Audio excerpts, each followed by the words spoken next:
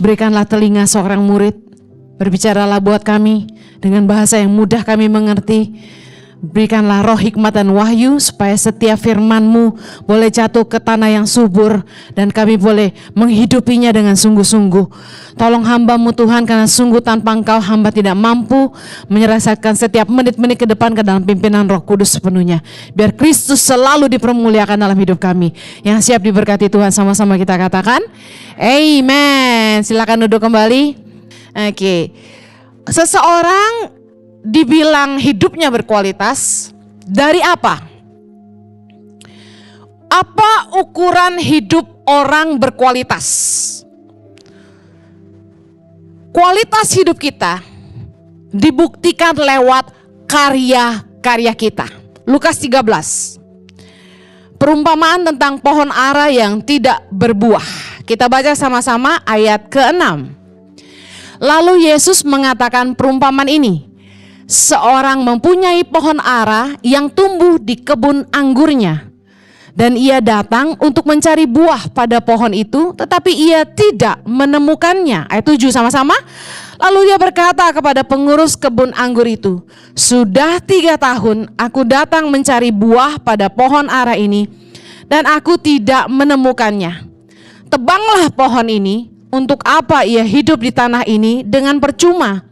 Jawab orang itu, Tuan, biarkanlah dia tumbuh tahun ini lagi.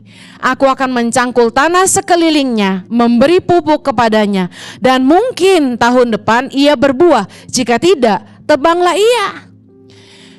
Hidup seseorang dikatakan berkualitas kalau hidupnya berguna dan menghasilkan karya-karya yang luar biasa. Orang yang berkualitas nggak akan pernah dibuang, amin. Berkualitas atau tidaknya hidup orang bukan diukur dari seberapa lama dia hidup, tapi seberapa banyak buahnya. Berkualitas atau tidaknya hidup seseorang tidak diukur dari seberapa panjang usianya, tapi seberapa banyak buahnya. Beberapa waktu lalu di masa pandemi, seorang hamba Tuhan muda dipanggil Tuhan di usia yang sangat muda, meninggalkan anak-anak dan istrinya. Saya tidak terlalu dekat sama almarhum Pastor Raditya Olowan, tetapi kita lihat buah-buah hidupnya luar biasa. Dia menangin komunitas anak-anak muda yang tidak terjangkau, orang-orang buangan, orang-orang yang gak dianggap. Bahkan saya pun tidak masuk ke ranah dia gitu. Kami beda segmen. Umurnya masih sangat muda. Waktu dia meninggal dunia, bayangkan saya tidak dekat. Tapi saya hancur hati, saya sedih sekali. Saya melo sekali, saya duduk sendirian di ruang tamu di rumah. Saya buka Instagramnya. Saya pikir gini, orangnya udah gak ada, unfollow aja. Ini saya cerita yang sebenarnya ya. Saya klik unfollow. Apa yang terjadi? Muncul tulisan follow back. Kita akan tahu orang itu follow kita atau enggak kalau muncul tulisan follow back. Kalau dia cuma follow, berarti dia gak follow kita. Bisa ngerti ya? Waktu saya lakukan itu, detik yang sama saya follow balik. Saya bilang, doesn't matter dia udah gak ada. Tapi karya-karya Radit akan selalu di hati kita. Amen. Bayangin ya, orangnya gak ada, udah gak ada. Tapi buah-buahnya masih terasa, pelayanannya masih ada. Orangnya udah gak ada, karyanya masih ada. Satu lagi, Mother Teresa, favorit saya. Mother Teresa menjadi sosok figur yang saya kagumi sejak kecil. Wanita hebat, tidak bertubuh tinggi ya. Dia memberi hidupnya buat anak-anak di India dan di banyak belahan dunia ketiga. Saya sempat ke Kalkuta dan lihat bagaimana pelayanan Mother Teresa masih tetap berjalan sampai hari ini di Kalkuta. Meskipun beliau sudah tidak ada.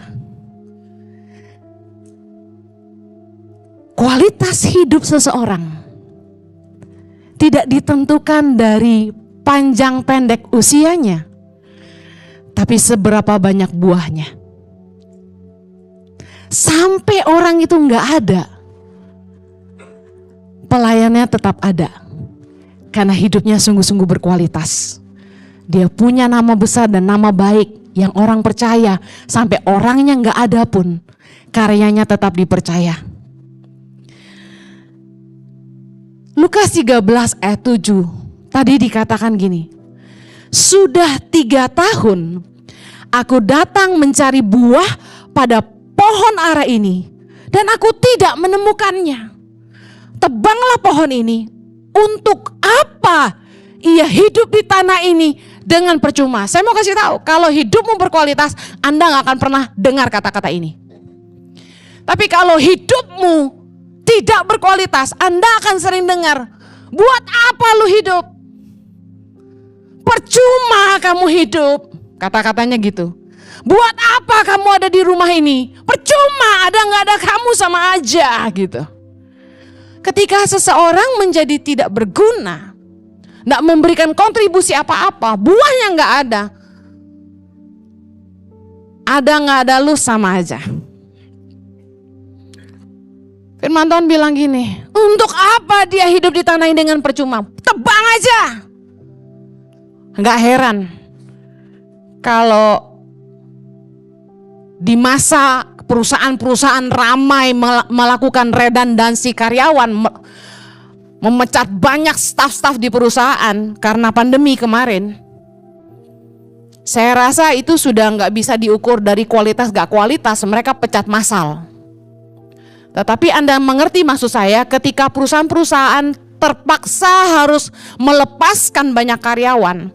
Saya mau tanya, siapa yang dipecat duluan? Nomor 1. Mereka yang menjadi liabilitas atau beban bagi perusahaan. Siapakah mereka? Yang gajinya gede-gede. Pasti itu nomor 1. Melepaskan yang gajinya udah ratusan juta, ya, yang udah mendekati 100, itu duluan yang dicopot. Karena beban bagi perusahaan. Yang kedua, siapa yang dipecat duluan? Mereka yang paling tidak berkualitas atau tidak perform di perusahaan. Biasanya gitu. Dicopot-copotin duluan. Nah, yang dipertahankan adalah siapa? Nih, saya ingin ini kita belajar malam ini. Orang-orang yang paling berkualitas, siapakah mereka? Yang pertama, yang paling excellent atau cakap dalam pekerjaannya. Ahli. Gak ada dia gak bisa. Yang kedua, yang akan dipertahankan adalah yang punya kapasitas untuk mengerjakan banyak tanggung jawab. One man can do all. One man can do everything, bahasanya. Ketika kita sedang mengurangi budget pengeluaran gaji karyawan, yang kita butuhkan adalah karyawan yang mampu mengerjakan banyak. Bahasanya efektivitas tenaga kerja. Di Tangan Pengharapan, saya memegang prinsip efektivitas tenaga kerja. Karena itu di kantor Tangan Pengharapan Pusat, stafnya gak banyak. Kata Raja, salah satu full timer ICI, kerja di Tangan Pengharapan itu lu mesti belalautan. Artinya apa? Tanggung jawabnya besar, gak ada nganggur-nganggurnya, kerjanya padat, overtime melulu. Karena saya gak mau orang kerja nganggur, hidupnya harus berbuah, hidup harus produktif. Jangan main HP melulu, sosial media melulu, selfie melulu, ngopi melulu, duduk dari pagi sampai sore gak bikin apa-apa. Enough. Makanya saya gak mau staf banyak-banyak, satu orang mengerjakan banyak. Tapi mereka jadi kapasitasnya jadi besar, makin jadi hebat. Semua karyawan yang keluar dari Tangan Pengharapan Di titik di mana mereka masuk dan titik mereka keluar, mereka berubah jadi orang hebat. Kenapa? Karena punya atasan yang selalu menarik kapasitas.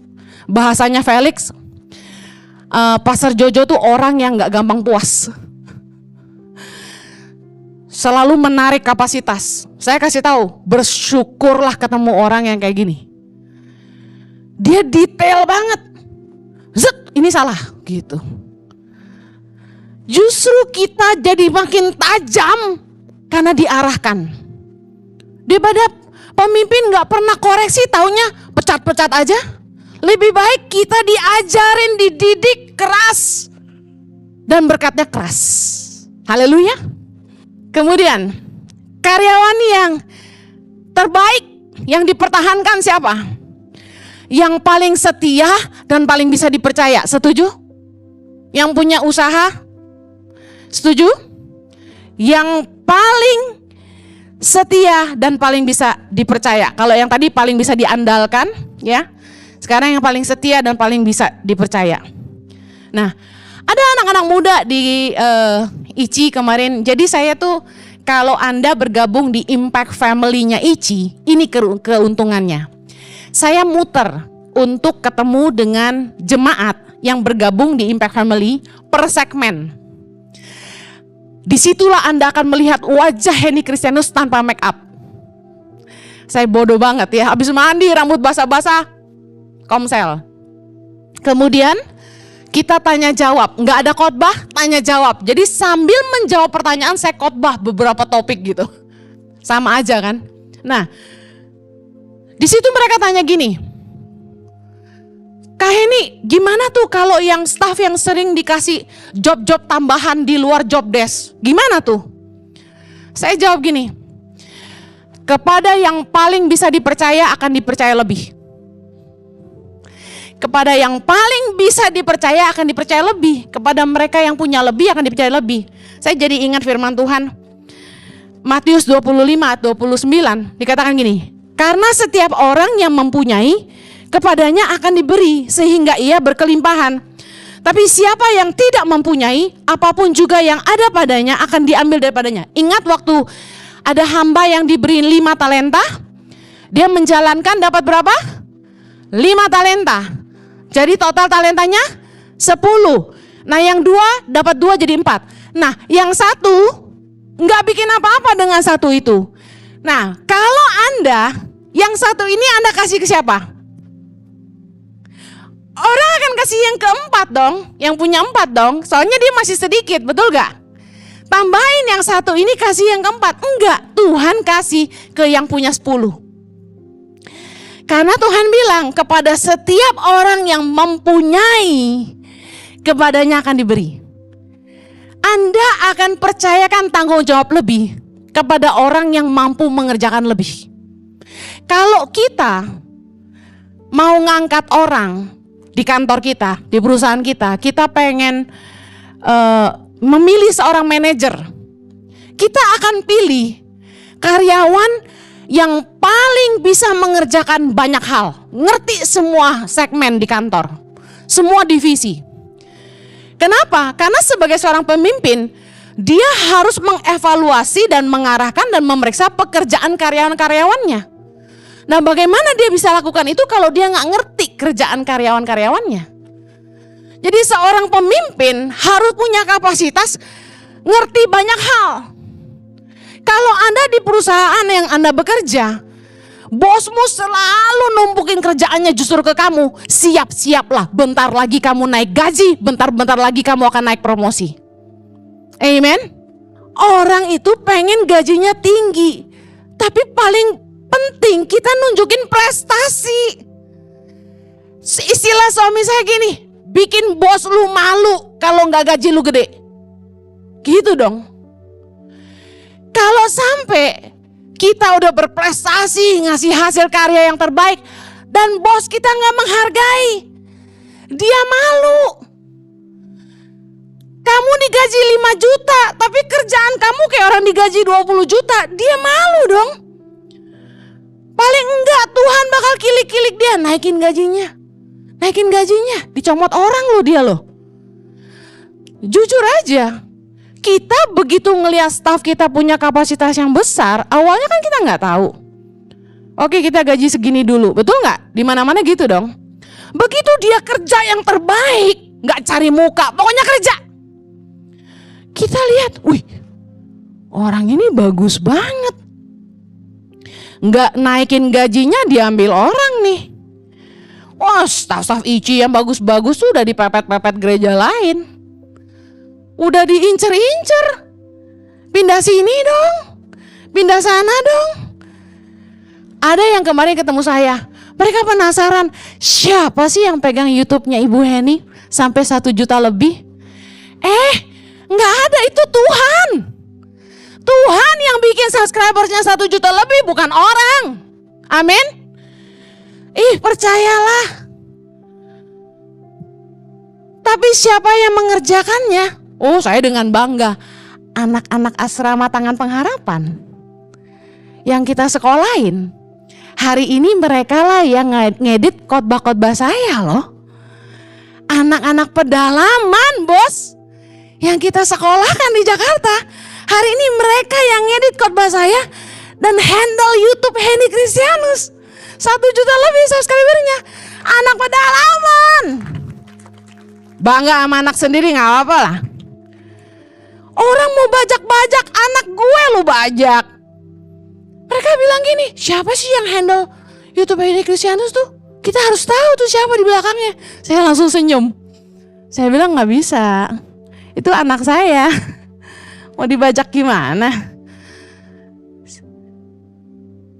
Kita kalau mau digaji lebih harus nunjukin prestasi. Waktu atasanmu memberikan tanggung jawab lebih, sebenarnya gini, Anda sedang diuji kapasitasmu dan Anda sedang diuji ketaatanmu. Kalau Anda taat, Anda bisa ngerjain semua tugas. Saya percaya ketika ada kesempatan naik jabatan, Anda akan jadi prioritas. Yang percaya katakan amin. Kalau Anda belanja online, seringkali tuh kita terkecoh sama gambar display, betul? Wih, keren loh. Apalagi dipakai modelnya tuh keren banget gitu. Keren banget nih baju. Keren banget celananya gitu kan. Kita beli. Oh, saya orangnya kalau udah lihat bagus, murah, nafsuan gitu waktu di online tuh. Karena kan belum pernah belanja online. Norak. Belanjanya langsung banyak. Boleh nih buat anak-anak nih saya beliin semua. Buat anak cowok, buat anak cewek. Saya belinya tuh nggak nanggung-nanggung. 2 lusin karena anaknya kan segabreng. Ya kan? Di asrama 71 orang. Nafsu banget. Celananya bagus banget saya beliin. Begitu nyampe, ada celana-celana kargo yang kanan kiri tuh. Saya bilang, loh kok gini? Kok gini bahan plastiknya? Wah, kesel banget saya. Kapok belanja online. Beneran. Mendingan kalian ke gereja pegang tuh bahan Tangan Pengharapan.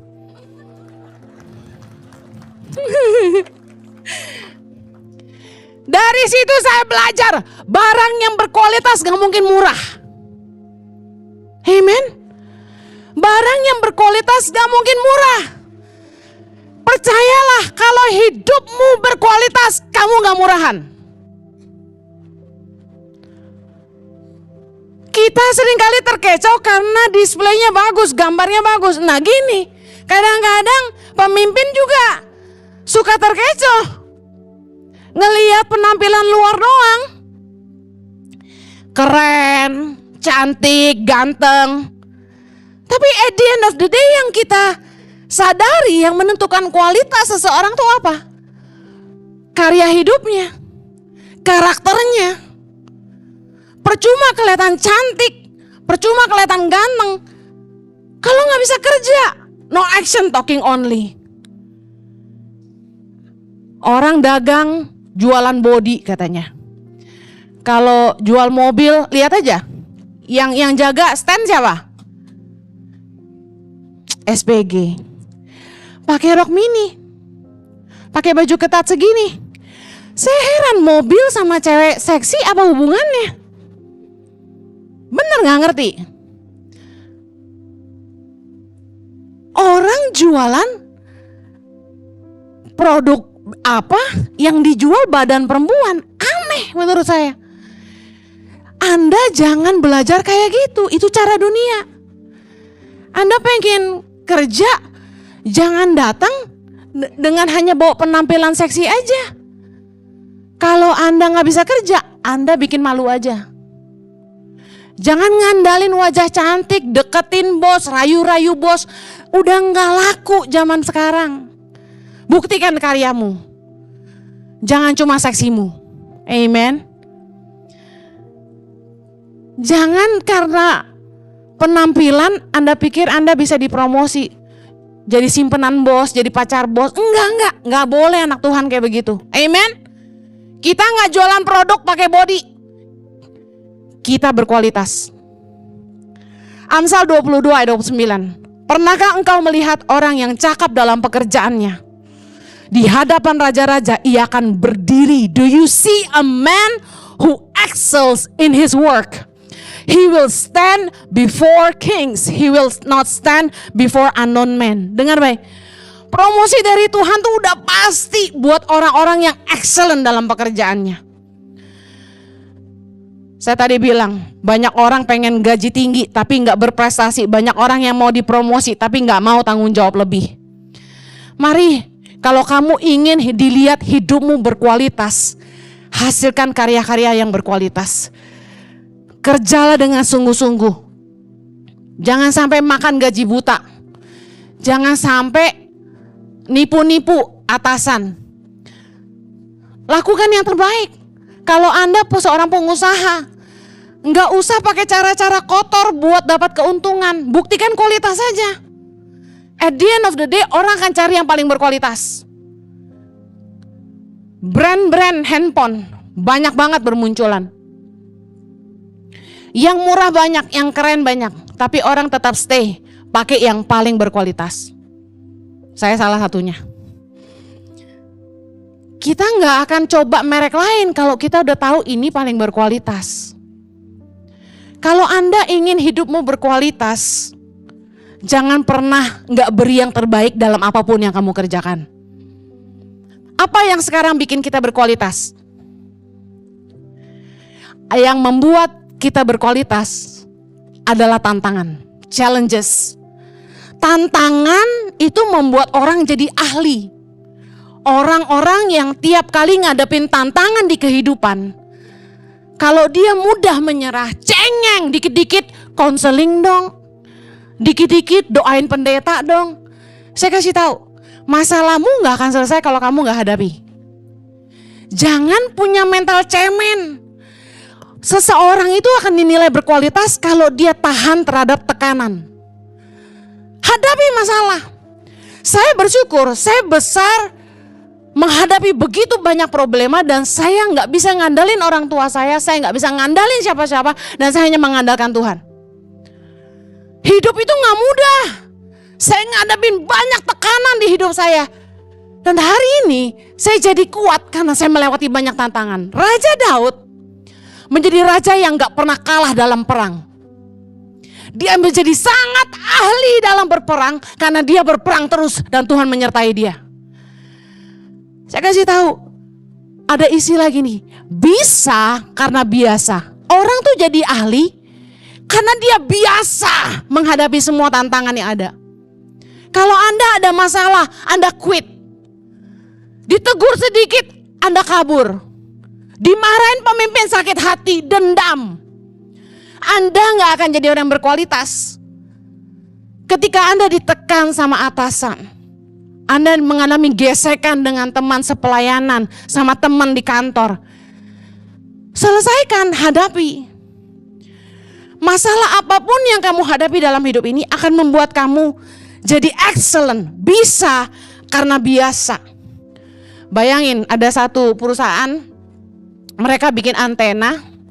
Bosnya cerita sama saya gini, yang kerja di perusahaan itu dulunya 2000, sekarang gak perlu lagi 500 saja. Dengan produksi yang jumlahnya, hasil produksinya tetap sama bahkan lebih. Kok bisa? Produksi yang dikerjain 2000 orang cukup dikerjain 500 saja. Kenapa bisa gitu? karena ahli. Mereka bikin produk-produk itu udah gak pakai mikir. Tangannya set, udah gak pakai mikir. Saya nyetir mobil, gak perlu lagi. Ya, ngerem, nyalain mesin, masuk gigi D, gas, lepas remnya. Mikir dulu gitu. Itu namanya gak ahli. Mundur, ngeng, kiri, berhenti. Ngeng, kanan, berhenti. Itu namanya gak ahli, betul? Oh, saya kalau nyetir gak pakai mikir. Ngebut, ngeng, ngeng, ngeng, ngeng, ngeng. Sampai moy. Saya kalau di bundaran depan ini, naik tuh gitu kalau gak macet. Ahli, karena ngelewatin bundaran itu. Coba Anda gak biasa nyetir mobil dan Anda naik bundaran moy. Anak saya ngeledekin saya, Zoe, coba kamu yang nyetir, kamu turun. Anak saya bilang gini, si Chloe sama Axel, mama pasti jerit-jerit karena gitu. Iyalah, soalnya dia gak ahli. Kan baru belajar. Masa langsung nyetir mobil mau turun begini. Saya ahli, gak mikir. Ngeng. Saya sama Jojo kalau bawa anak-anak asrama keluar kota, saya bawa satu mobil, Jojo bawa satu mobil. Yang cewek-cewek ikut Mama Heni, yang cowok-cowok ikut Papa Jojo. Ke Cirebon, ngegas, ngeng, mama susul, ngeng, sam gitu. Yang cewek dadain, dadah. Suami saya kalau di jalan tol kalah sama saya. Tapi kalau masuk kota dia menang. Dia jago gini, selip. Yang cowok-cowok langsung godain kita, dadah. Kalau udah saya kalah. Saking ahlinya, nggak usah mikir lagi kalau nyetir mobil. Bisa paham? Karena biasa kita jadi ahli. Nah, masalah itu harus jadi sesuatu yang biasa. 1 Korintus 10:13 berkata, pencobaan-pencobaan yang kamu alami nggak akan pernah melebihi kemampuanmu. Karena Tuhan setia, Dia pasti akan menyediakan kepada kamu jalan keluar. Percayalah, waktu kita ngadepin masalah, ujian, Tuhan pasti akan kasih kita jalan keluar. Ada kasih karunia, kemampuan untuk menghadapinya. Jangan cengeng, hadapi. Saya uang kuliah harus dibayar. Duit gak ada. Apa yang saya lakukan? Kerja. Bikin martabak. Gak becus. Tanya orang, bikin martabak kayak apa? Bikin saya jam 4 pagi. Jualan, bungkus-bungkus. Jualan saya. Cari kerja, diterima. Jadi kasir, kerja. Delivery, kerja. Hadapi. Gak ada cengeng. Aku gak punya duit, Mama Heni. Mau sekolah gak ada duit. Orang tua gak tanggung jawab. Pacar yang ngidupin gak punya. Mau jual kue gak bisa bikin. Mau nyetrika nyuci gosok gak becus. Itu mah cengeng. Hadapi tantangan hidupmu, amin. Kamu akan jadi bisa karena biasa. Anda mau excellent, enggak ngadepin masalah, Anda enggak bisa. Hidup ini selalu punya tantangan. Justru masalah itu problem yang membuat kita makin excellent dalam hidup ini. Saya percaya, pertama kali saya mau khotbah, saya tuh gemeteran, ketakutan, gak tahu mau ngomong apa. Terus saya khotbah, terus saya baca ayat. Saya baca, terus lihat, wah setengah mati. Tapi sekarang kasih saya satu ayat, saya bisa gempur Anda 15 menit dengan satu ayat itu. Bisa karena biasa. Lakukan terus apa yang kamu kerjakan. Makanya kerja tuh harus tajam dan fokus. Saya jadi tajam mengerjakan Yayasan Tangan Pengharapan karena saya fokus. Anda ingin jadi ahli, Anda harus mengerjakan hal yang sama terus-menerus. Anda harus paham bagaimana menghadapinya. Saya ngerti politik-politiknya orang. Saya mulai jadi ngerti kalau orang nipu saya. Sekarang saking ahlinya, orang duduk sama saya langsung bisa baca motivasinya. Saking udah biasa dibohongin, ditipu orang, dipolitikin orang. Ketajam itu sampai di tingkat duduk sama saya ngomong mau ini, saya langsung tahu motivasinya gak bagus. Atau saya langsung tahu orang ini benar-benar punya hati yang murni. Diberi Tuhan ketajaman sampai di level itu, makanya kalau mau buka project saya harus turun sendiri. Kalau saya turun, saya langsung bisa mencium ini yang harus dilakukan. Setajam itu. Kalau Anda tidak melakukan sesuatu terus-menerus secara konsisten, Anda tidak fokus, Anda tidak tajam. Mari tentukan apa yang kamu mau buat di hidupmu. Jangan bentar-bentar jualan bakpao, bentar-bentar ganti lagi jualan bakso, bentar-bentar ganti lagi jualan pempek. Maunya apa sih kamu gitu kan? Karena saya ketemu ada orang yang enak cuma masak satu hal itu aja. Saya cobain masakan dia yang lain, gak enak. Kita harus ketemu apa sih satu hal di hidup kita yang membuat kita jadi excellent. Karena everybody will be known for one thing. Amen. Ada anak muda yang tanya gini, Ciheni, kalau kita dikasih kerjaan banyak kan kita jadi gak fokus. Apa tuh, gimana tuh caranya memperbesar kapasitas tapi kita tidak tajam, dia bilang gitu. Dengar, kapasitas bicara soal tanggung jawab, tapi ketajaman bicara sesuatu yang membuat kamu sangat hebat di situ. Saya hari ini, saya tidak mampu running gereja. Saya nggak becus jadi gembala. Suami saya sangat hebat running gereja. Jadi saya suruh dia aja yang ngurusin. Tapi pada kapasitasnya orang panggil saya ibu gembala. Tapi apa yang saya tajam? Cuma khotbah. Jadi saya bilang, Jo, aku nggak ikut-ikut. Kamu sama Felix yang urus gereja aja, aku khotbah aja. Paling apa sih yang saya tajam?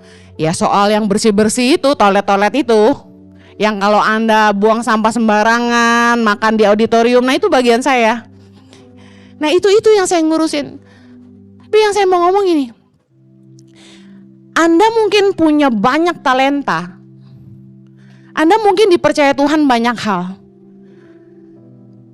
Tapi Anda gak akan jadi sangat excellent kalau Anda gak ngerti sebenarnya senjatamu yang paling ampuh tuh apa.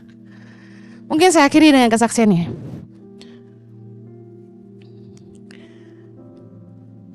Orang mungkin gak menghargai kerja keras kamu. Orang mungkin gak menghargai apa yang kamu udah buat yang terbaik gitu. Ada yang anak muda bilang gini, bos saya gak menghargai meskipun saya udah lakukan yang terbaik. Saya kasih tahu, kalau kamu kerja bukan buat dipuji, kamu berikan yang terbaik karena satu nilai kamu selalu melakukan yang terbaik, tidak bisa tidak.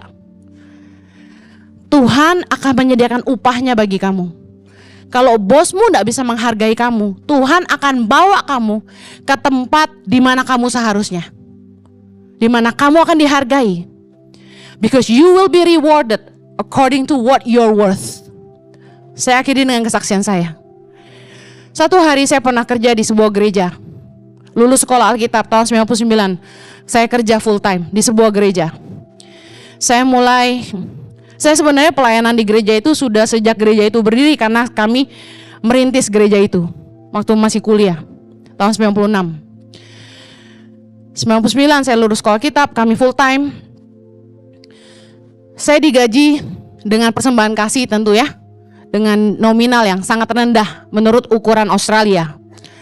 Satu hari setelah saya kerja sekitar 4 tahun sebagai full time dengan gaji yang underpaid, di bawah standar, gereja kami diaudit pemerintah. Anda tahu Australia nggak main-main soal aturan kan, pajak harus bayar. Kami diaudit sama pemerintah karena gereja punya uang jutaan.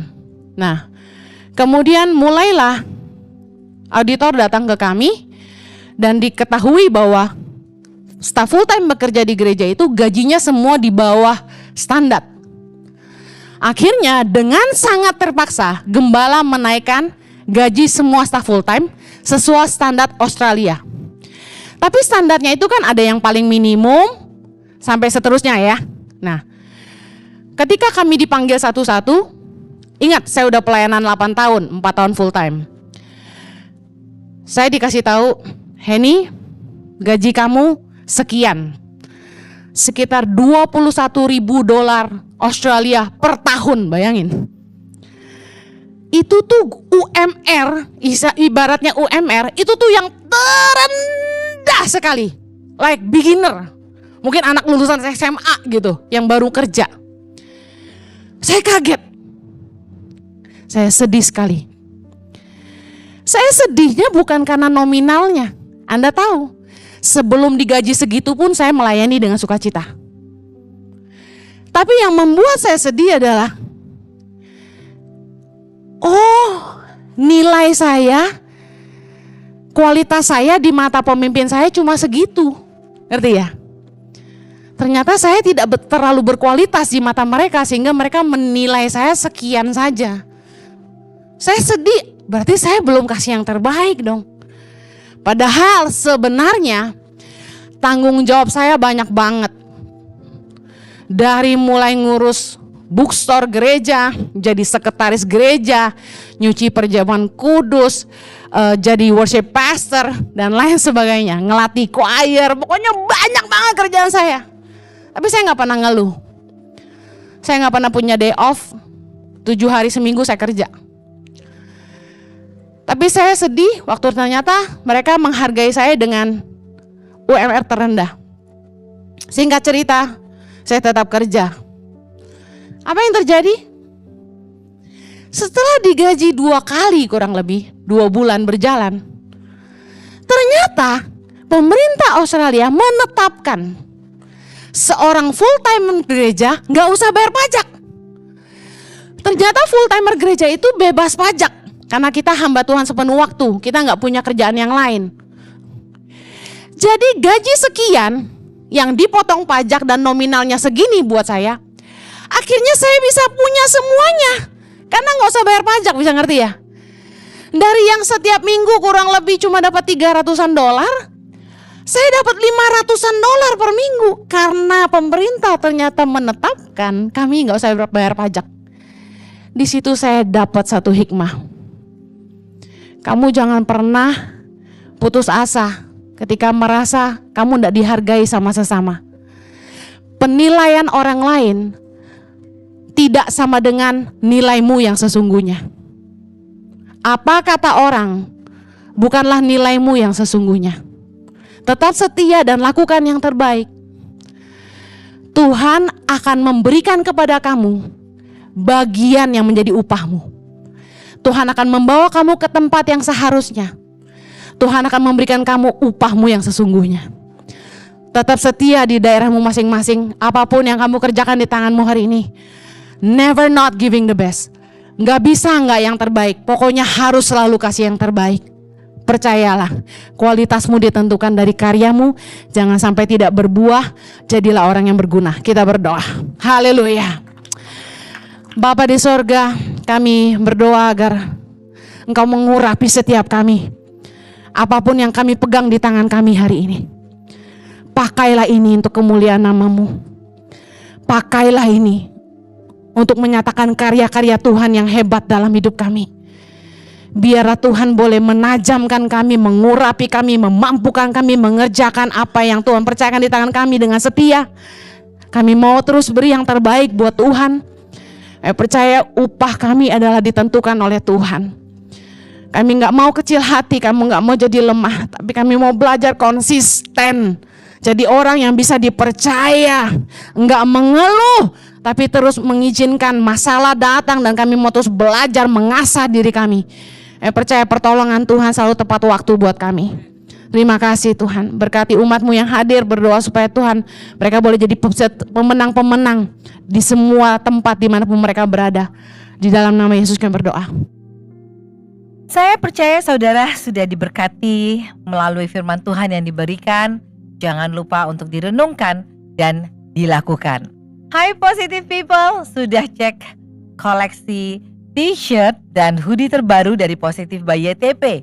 Setiap desain t-shirt Positive by YTP memiliki tampilan modern, apalagi saat dipadukan dengan jeans, maka akan membuat kamu lebih fashionable.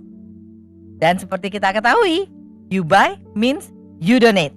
Untuk informasi lebih lanjut, saudara-saudara dapat menghubungi 0813 1100 5568 by WhatsApp. Dan setiap pembelian juga bisa dilakukan melalui Shopee dan Tokopedia dengan kata kunci pencarian Tangan Pengharapan. Dan untuk teman-teman yang ada di wilayah Jakarta, bisa datang langsung ke store merchandise Tangan Pengharapan yang berada di Mall of Indonesia, lantai P3. Untuk pencarian, bisa search di Google dengan kata kunci Gereja Impact Community Indonesia. Mari bergabung dalam ibadah live streaming besok, Minggu tanggal 2 Juli jam 9 pagi. Mari juga bergabung dalam ibadah online Friday Service setiap hari Jumat jam 7 malam waktu Indonesia bagian Barat, dan juga ada ibadah Saturday Service setiap Sabtu jam 7 malam waktu Indonesia bagian Barat, serta ibadah Minggu setiap jam 9 pagi waktu Indonesia bagian Barat di YouTube Impact Community Indonesia dan Henny Kristianus. Bagi Anda yang berjiwa muda, mari bergabung dalam Impact Youth setiap Sabtu jam 5 sore waktu Indonesia bagian Barat secara online di YouTube Impact Community Indonesia ataupun on-site di Mall of Indonesia, lantai P3 Kelapa Gading, Gereja Impact Community Indonesia. Bagi saudara yang rencana mau menikah, di Gereja Impact Community Indonesia, kami membuka kelas bimbingan pranikah. Nah, untuk bimbingan kelas pranikah akan diadakan setiap hari Sabtu jam 1 siang waktu Indonesia bagian Barat. Nah, bagi saudara yang mau mengikuti kelas bimbingan pranikah, bisa mendaftar langsung di 0811 9777 745. Setiap bimbingan pranikah ini akan dilakukan melalui aplikasi Zoom. Akan diadakan juga baptisan air pada hari Jumat tanggal 28 Juli jam 5 sore waktu Indonesia bagian Barat di daerah Kelapa Gading, Jakarta Utara. Bagi Anda yang rindu dibaptis, Anda dapat mendaftar dengan men-scan QR Code yang ada di layar kaca Anda, atau Anda dapat menghubungi 0811 9777 745. Akan ada seminar How to Talk Confidently Anyone, Anywhere, and Anytime, atau meningkatkan kepercayaan diri ketika berbicara di depan umum, dengan pembicara handal yaitu Bapak James Gui pada hari Sabtu tanggal 12 Juli jam 10 pagi secara hybrid onsite ataupun secara online melalui aplikasi Zoom. Dengan donasi 50.000 Anda dapat mengikuti seminar ini. Tempat sangat terbatas. Bagi saudara sekalian yang merasa terberkati dengan pelayanan dari kami Gereja Impact Community Indonesia, dan saudara mau membantu ataupun memberi hati untuk menabur dalam pelayanan kami, saudara dapat men-scan QR Code yang ada ataupun dapat melakukan transfer melalui nomor rekening yang tertera di layar kaca Anda. Kami sangat bersuka cita dengan setiap taburan Anda. Kami percaya taburan Anda tidak akan kembali dengan sia-sia, dan kami juga percaya taburan Anda akan memperluas kerajaan pemberitaan tentang firman Tuhan. Dan kami percaya semuanya akan kembali untuk kemuliaan nama Tuhan. Terima kasih untuk setiap taburan yang sudah diberikan kepada Impact Community Indonesia. Dan mari kita sama-sama bersatu hati, kita mau berdoa. Bapa, kami mengucap syukur untuk kasih setiamu dalam kehidupan kami. Terima kasih untuk berkat yang sudah kami terima di hari ini Tuhan. Kami percaya setiap taburan berkat Tuhan melalui firman-Mu akan tertanam di dalam hati kami Tuhan. Bahkan bukan hanya tertanam, tapi akan berbuah lebat sehingga menjadi rema dalam kehidupan kami. Terima kasih Tuhan karena begitu baiknya Engkau dalam kehidupan kami. Setiap langkah kami, setiap persoalan kami tahu Engkau menyertai kami. Hari ini Tuhan kami mau bersatu hati untuk berdoa bagi mereka Tuhan yang mungkin dalam keadaan sakit. Percaya Tuhan akan sembuhkan Tuhan. Tuhan, otoritas kami ada dalam tangan-Mu. Oleh karena itu jamalah bagian tubuh yang sakit. Kami percaya setiap tubuh yang sakit sudah disembuhkan. Bagi mereka Tuhan yang berbeban berat saat ini, Percaya Tuhan, Kau mengerti apa yang menjadi beban mereka. Kau terus bersama-sama dengan mereka, Kau dengar setiap doa mereka Tuhan. Dan kami percaya Tuhan, jalan keluar yang terbaik akan Tuhan berikan. Bapa, untuk mereka yang mungkin sedang dalam keadaan terlilit hutang, Tuhan Kau tolong mereka. Apapun usaha yang sedang mereka lakukan, Bapa, Kau buka semua usaha-usaha itu sehingga berkat-berkat boleh mengalir Tuhan. Sehingga mereka bisa membayar hutang-hutang mereka. Dan juga Kau berikan hikmat kepada mereka untuk mengelola setiap berkat yang masuk. Sehingga bukan saja mereka bisa membayar hutang, mereka juga bisa mencukupi keadaan ekonomi mereka. Bahkan ekonomi mereka dapat kembali stabil. Bapa, untuk mereka yang terluka, Kau tahu apa yang menjadi luka di hati mereka. Kau sembuhkan luka hati mereka Tuhan. Sehingga mereka betul-betul boleh melepaskan apa yang harus mereka lepaskan. Mereka tidak melihat ke belakang, tapi mereka terus berjalan ke depan bersama dengan Tuhan. Untuk mereka yang saat ini Tuhan rindu untuk punya pasangan, Tuhan kami percaya Tuhanlah yang akan memberikan pasangan yang terbaik buat mereka, sepadan Tuhan, bahkan yang seiman dan dapat menjadi kepala keluarga yang membimbing mereka ataupun menjadi pasangan pembantu penolong suami yang akan membawa mereka untuk lebih dekat lagi sama Tuhan. Terima kasih Bapa. Kami juga mau berdoa untuk Indonesia Tuhan. Percaya Indonesia ada di dalam hatinya Tuhan. Indonesia ada dalam pemerhatiannya Tuhan. Karena kami serahkan Tuhan semua proses-proses yang akan berjalan untuk pemilihan umum nanti. Percaya Tuhan, Tuhan yang beserta dengan bangsa Indonesia. Kami mau patahkan semua roh-roh perpecahan hanya di dalam nama Tuhan Yesus. Tapi kami percaya Tuhan akan hadirkan roh-roh pemersatu. Sehingga apapun yang terjadi, apapun keputusannya, semua itu yang terbaik yang berasal daripadamu. Berdoa juga untuk Bapak Presiden Jokowi serta wakilnya Tuhan, dan juga jajaran menteri, jajaran wakil rakyat sampai kepada tingkat desa Tuhan. Bapa, Kau yang berikan mereka hikmat, sehingga apapun yang mereka ambil keputusan-keputusan atau undang-undang yang mereka terapkan bukanlah yang merugikan kepada masyarakat, tapi kebijaksanaan yang Kau berikan kepada mereka, sehingga semua keputusan-keputusan yang mereka buat adalah yang untuk membawa masyarakat lebih baik lagi dan membawa negara ini menjadi negara yang adil, makmur, dan berketuhanan yang Maha Esa.